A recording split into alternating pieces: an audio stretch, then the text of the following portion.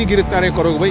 हिंदुस्तान के तमाम जेल तो कश्मीरियों से भरे हुए हैं, और रखोगे कहाँ उनको? कि ये सब चीजें हिंदुस्तान के अवाम को नहीं बताई जा रही हैं कि जम्मू कश्मीर में हकीकी हालात, जमीनी हालात क्या हैं। एलजी साहब कहते हैं किसी गरीब को ना छेड़ा गया ना आगे छेड़ा जाएगा। बीजेपी दावा करती है सामने आइए एक गरीब दिखाइए जिसके घर पे बुलडोजर। कहते हैं कि जब निडोज पे बुलडोजर चला तो उसके बाद ही एनसीबी और स्पेशली मुजफ्फर शाह को मिर्ची लगी। ये गवर्नमेंट के खिलाफ ज्यादा बोलते गए क्योंकि बुलडोजर खुद इनके घर चला, क्योंकि इन्होंने इलीगली जमीन को ऑक्यूपाई किया। तो मिर्ची हमने नहीं लगी है, मिर्ची आपको लगी है, और बड़ी जबरदस्त लगी है, और गलत जगह पे लगी है मिर्ची। मैं आपको फिर कह रहा हूँ, जो आपको कोर्ट ने आदेश दिया है, क्या आपने वो किया?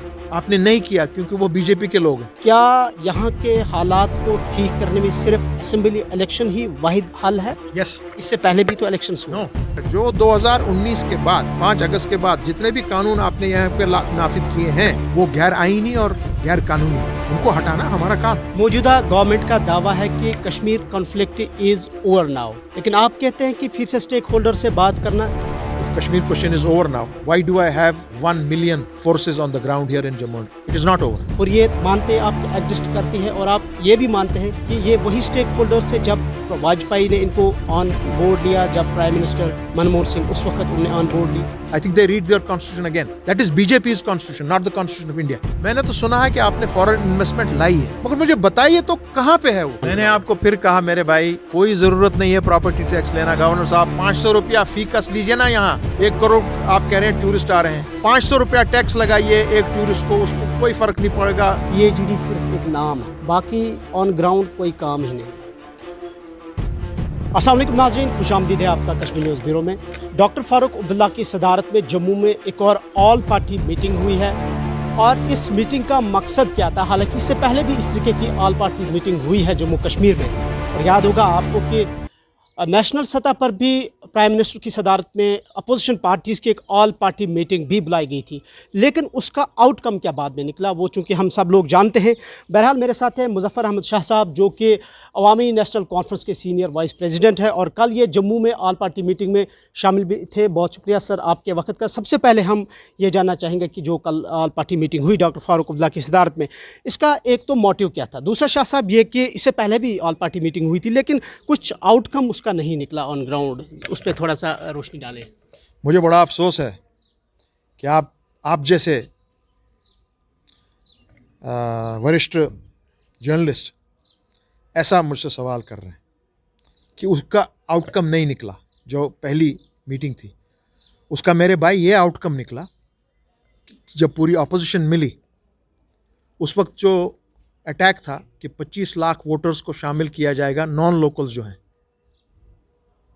एक सैलाब की तरह बीजेपी उसको लाना चाह रही थी अंदर, वो रुक गया उस ऑल पार्टी मीटिंग से। तो आप कैसे कहते हैं कि वो ऑल पार्टी मीटिंग कामयाब नहीं हुई? वो बहुत कामयाब हुई थी। उसी तरह कल वाली मीटिंग बहुत कामयाब हुई। और कल की जो मीटिंग हुई, इसका एजेंडा क्या था? इसका एजेंडा था जो आजकल जम्मू कश्मीर में हालात हैं, हर तरफ से मायूसी है, हर तरफ से पकड़ दकड़ है, आपको बात नहीं करने दिया जा रहा है, लाठीचार्ज हो रहा है हमारे बच्चों पे, आपके बुलडोजर्स चलाए जा रहे हैं, लैंड माफिया को अनर्थ करने के इसमें उसका कवर देकर लोगों के घरों पे हमला हो रहा है, आपकी जायदादों पे हमला हो रहा है, इलेक्शन नहीं हो रहे हैं, स्टेटहुड नहीं दिया जा रहा है, आपकी अभी यहाँ सुनवाई नहीं हो रही है सुप्रीम कोर्ट में 370 पे। ऑल इश्यूज जो जम्मू कश्मीर में इस वक्त हैं, बेरोजगारी सबसे अहम, ड्रग मेनेस, उन सब पर बात हुई और यूनानिमस डिसीजन हुआ कि ये सब चीज़ें हिंदुस्तान के अवाम को नहीं बताई जा रही हैं कि जम्मू कश्मीर में हकीकी हालात, ज़मीनी हालात क्या हैं। शाह साहब, इसके लिए क्या कल की मीटिंग में सिर्फ बीजेपी के छोड़ के सब पार्टियां थी या कुछ पार्टीज को नेगलेक्ट किया गया था? कल की मीटिंग में बीजेपी को छोड़कर 2 जमातें और ऐसी हैं जो पहले भी जब उनको बताया गया था वो नहीं आई थी ऑल पार्टी मीटिंग में, इसलिए उनको इनवाइट नहीं किया गया। हमारे कुछ कोऑर्डिनेशन की तरफ अपनी से पार्टी और पीपल्स कॉन्फ्रेंस। हमारे इस मीटिंग की कोऑर्डिनेशन के जो हमारे कुछ मेम्बरान हैं, उन्होंने जो आज़ाद साहब की भी जमात है, उनके कुछ सीनियर लीडर से कांटेक्ट किया था कि आप लोग भी इसमें शामिल होइए। उन्होंने मुनासिब नहीं समझा शामिल होना। सो बीजेपी के साथ ये 2-3 लोग नहीं शामिल हुए और बीजेपी की तो आना ही नहीं था। कुल मिला के अगर हम देखें तो आपका कहने का मतलब है जो कल की मीटिंग हुई या इससे पहले आपका जो स्टांस अगर देखें अपोजिशन पार्टीज़ का कि 5 अगस्त 2019 के बाद यहाँ डेस्परेशन है, अनसर्टनिटी है, मायूसी है, बेचैनी है, लेकिन हुकूमत का दावा है सब कुछ बदल गया और ऐसे बदला कि शायद पिछले 70 सालों में कभी बहुत देखने अच्छी को बात है। तो अगर बदला है, आपकी चैनल की वसादत से मैं कहना चाह रहा हूं पूरे हिंदुस्तान को, अगर बीजेपी कह रही है कि हमारे शासन के अंडर सब कुछ बदला है और यहाँ पर बहुत ही हालात बहुत ही इस वक्त नॉर्मल हैं, तब आप इलेक्शन क्यों नहीं कर रहे हैं? इसीलिए तो दिल्ली जा रही है ऑल पार्टीज मीट, इसीलिए तो मिल रहे हैं वहाँ अपोजिशन से और इलेक्शन कमीशन के पास जा रहे हैं कि कानून और आईन आपको 6 महीने के बाद कह रहा है इलेक्शन करिए। यहाँ पर आज तो करीब 8-10 साल होने लगे हैं। आप क्या गफलत की नींद सोए हुए हैं? You are not following your rule.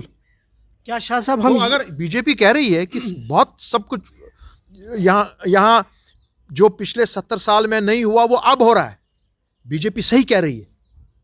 उनके रूल में बुलडोजर चल रहा है, उनके रूल में आप खोद रहे हैं पूरे जम्मू कश्मीर को। जहां पर गाड़ी चलनी होती है वहां पर अब साइकिल चलेगा। मुबारक है एलजी साहब कहते हैं किसी गरीब को ना छेड़ा गया ना आगे छेड़ा जाएगा। बीजेपी दावा करती है सामने आइए एक गरीब दिखाइए जिसके घर पे बुलडोजर चलाया गया। एलजी साहब गलत बोल रहे हैं।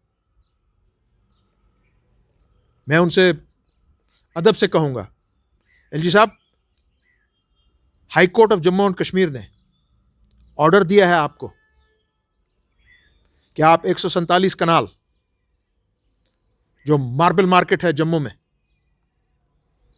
वो एनक्रोच्ड है, उसको खाली कराइए। जहां पर बड़ी बड़ी तामीरात हैं, बड़े बड़े होटल्स हैं, बड़े बड़े लोगों के घर हैं,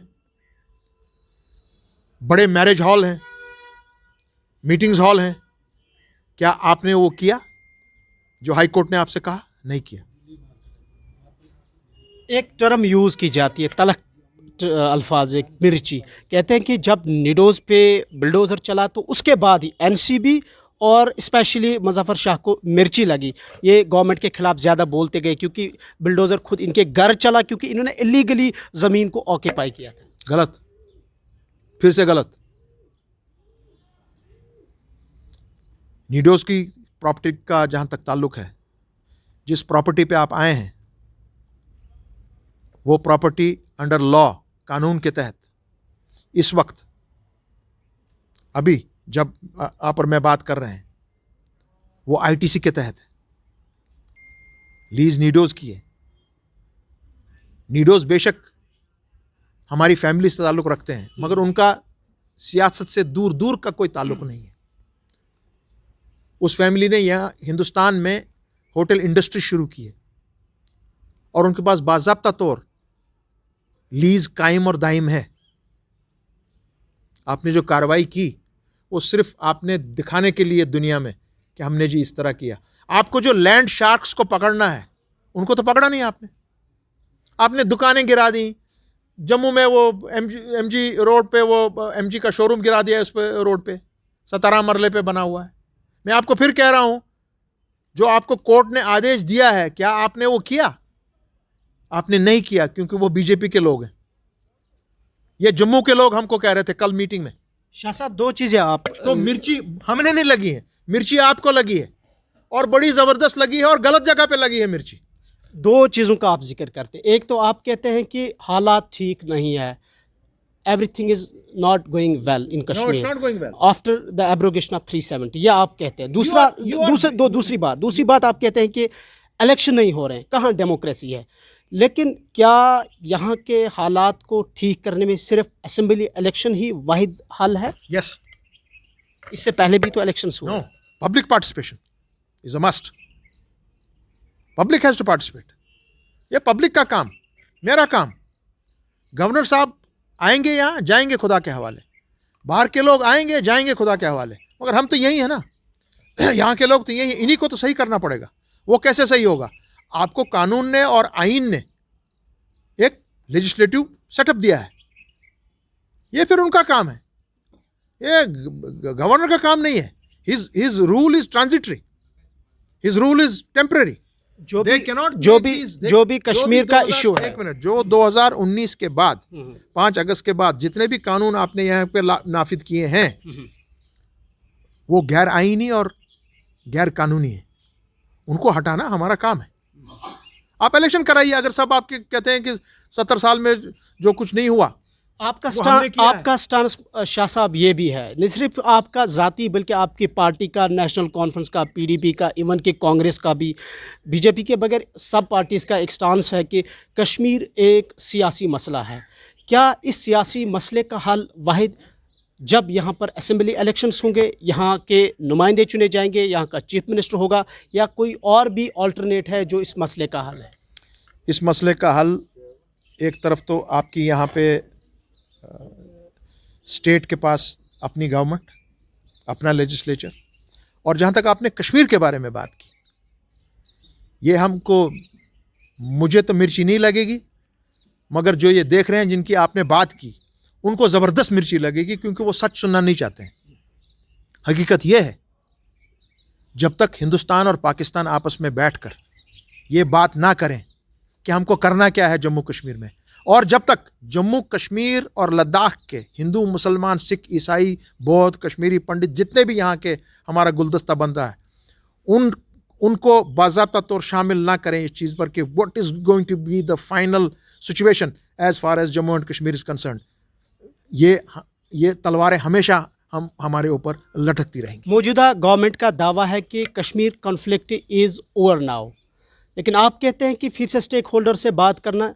If Kashmir question is over now, why do I have 1 million forces on the ground here in Jammu and Kashmir? It is not over. You like it or don't like it. Lump it or leave it. We are adding security to our state. We are not lessening it. So the matter is there where it was.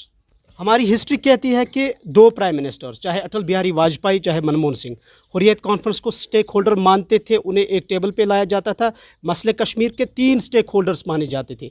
आजकल हुर्रियत मानते आपके exist करती है, और आप ये भी मानते हैं कि ये वही स्टेक होल्डर्स है जब वाजपेयी ने इनको ऑन बोर्ड लिया, जब प्राइम मिनिस्टर मनमोहन सिंह उस वक्त उन्हें ऑन बोर्ड लिया।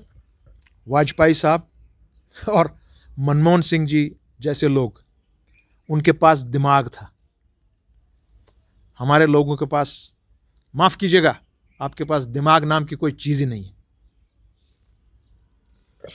रिसेंटली हमने देखा कि होम मिनिस्टर अमित शाह बाहर एक यूनिवर्सिटी में खिताब करते हैं, कश्मीर के कुछ स्टूडेंट्स भी वहाँ पे थे। एक बात पर उन्होंने जिक्र किया कि 5 अगस्त 2019 के बाद जम्मू कश्मीर में डेमोक्रेसी बहाल हुई।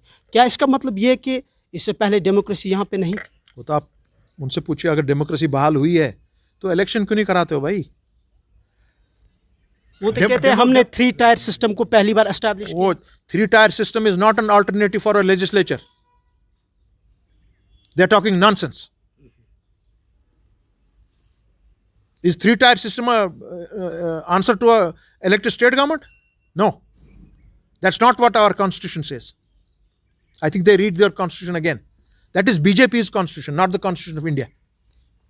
मुज़फ़्फ़र शाह साहब, आप न सिर्फ सियासत पे आपका अच्छा खासा होल्ड है, बल्कि आप कानून को भी अच्छी तरह जानते हैं।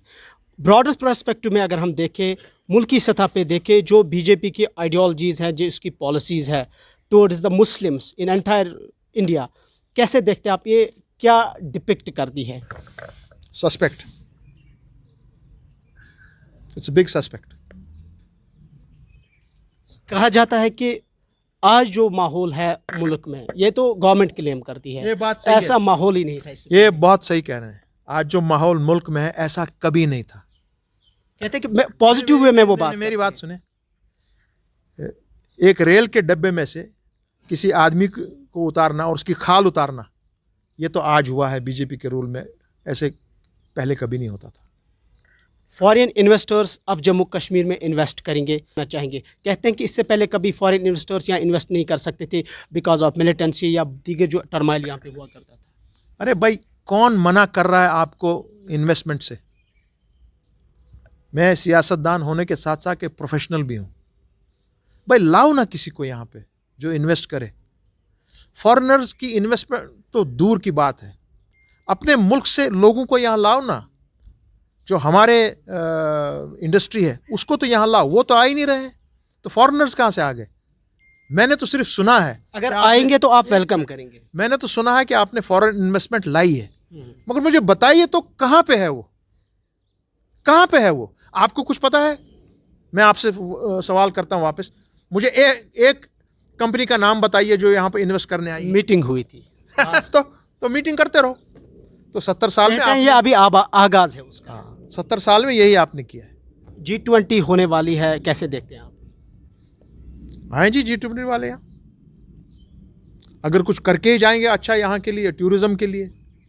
मैं तो आपको कह रहा हूँ 500 रुपये फी कस ले लीजिए पहले। वेलकम करेंगे उनके यहाँ आने को? क्यों नहीं है? देखें कश्मीर एज टूरिस्ट आए, जरूर ये जगह देखने लायक है। प्रॉपर्टी टैक्स पे आपने बड़ा चढ़ के बोला, न सिर्फ आपने, बाकी पॉलिटिकल पार्टीज़ ने भी, लेकिन लास्ट पे गवर्नमेंट की प्रेस कॉन्फ्रेंस आती है, उनका स्टेटमेंट आता है कि ऐसा कुछ भी नहीं है। मैंने आपको फिर कहा मेरे भाई, कोई ज़रूरत नहीं है प्रॉपर्टी टैक्स लेना। गवर्नर साहब 500 रुपया फी कस लीजिए ना। यहाँ 1 करोड़ आप कह रहे हैं टूरिस्ट आ रहे हैं, 500 रुपया टैक्स लगाइए एक टूरिस्ट को, उसको कोई फ़र्क नहीं पड़ेगा, वो बहुत ही शौक से और खुशी से देगा। हमको 500 करोड़ की हमको इनकम आ जाएगी, तो प्रॉपर्टी टैक्स लेने की ज़रूरत ही नहीं है। पहले ही आपने हमारा पानी लिया हुआ है, उस पर तो आप कुछ दे नहीं रहे हो। 12% मुझे दे रहे हो, पानी मेरा, और मुझे भी 12% दे रहे हो। कमाल है। I should get 50% of that.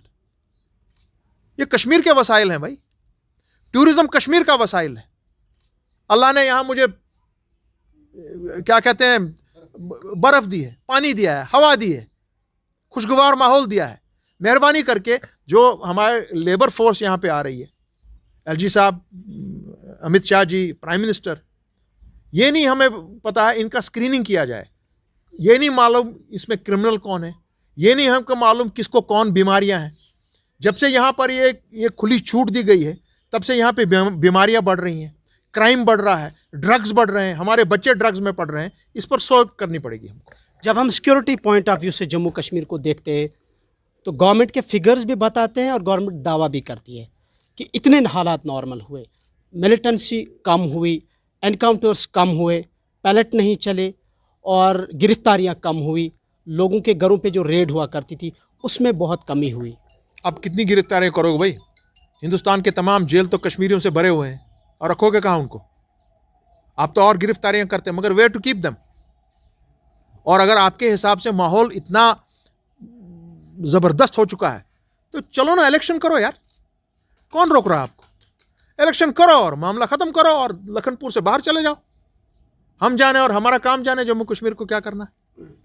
ज़ाती तौर पर आपका स्टांस क्या है? किस चीज़ की आप ज़्यादा डिमांड करते हैं? अगर आपके पास 3 चीज़ें रखी जाए, एक तो इलेक्शन असेंबली, दूसरा स्टेटहुड और तीसरा आर्टिकल 370 को रोल बैक करना। Without doubt restoration of Article 370 and 35A. I could not care 2 hoots for any election or anything else. ये सिर्फ आपका ज़ाती स्टांस है? मेरा ज़ाती स्टांस है। अच्छा जी। जब भी हम देखते हैं आप किसी लॉ पर, किसी सर्कुलर पर, किसी ऑर्डर पर एहतजाज करते हैं, चाहे स्टेटमेंट के ज़रिए, चाहे एहतजाज के ज़रिए, चाहे प्रेस कॉन्फ्रेंसेस के ज़रिए, 2-3 दिन बड़ा शोर शराबा होता है, लेकिन 5वें दिन ये जो शोर है, खामोशी देखने को मिलती है, काम फिर से वैसे ही चलता है एज यूजुअल। ये बहुत ही अच्छा सवाल आपने किया है। इस मुद्दे पे ऑल पार्टी मीट जो अभी जम्मू में हुई, बहुत ही विस्तार में बात हुई कि हम लोग एक लेवल पे आते हैं, उसके बाद डाउन हो जाता है। इसको कंटिन्यूसली चला के रखना चाहिए और उसके लिए एक मैकेनिज्म हम सामने ला रहे हैं बहुत जल्द, सो दैट ये इश्यूज चलते रहें हमेशा, जब तक कि इनका समाधान ना हो। You are right, this is going to happen. कुछ सियासी तज्ज़िया निगार ये भी मानते हैं कि PAGD सिर्फ एक नाम है, बाकी ऑन ग्राउंड कोई काम ही नहीं है। PAGD is a big elephant. It will trample everybody under its feet. क्या इसको सिर्फ इलेक्शन के लिए रखा गया है महदूद, या बाकी चीज़ों PAGD is for restoration of Article 370 and 35A. It has nothing to do with elections. मेरी राय है, अगर मेरे बाकी PAGD के लोग अच्छी तरह माने, we should fight elections under the PAGD banner. आप एक कोर मेंबर है PAGD के, बाकी जो पार्टीज़ है जो कुछ नाराज़ भी हैं, पहले थी अब नाराज़ है, कुछ नई बनी है, उनको कंसिडरेशन में लाया जाए, PAGD को एक मजबूत बनाया जाए और यूनाइटेड प्लेटफॉर्म होके, जैसा आप कहते हैं कि एंटी पीपल लॉज यहाँ पे इम्प्लीमेंट किए जा रहे हैं, उनके खिलाफ रजिस्ट किया जा सके। Possible. How is it? It's possible. I am telling you. It can happen. It can happen.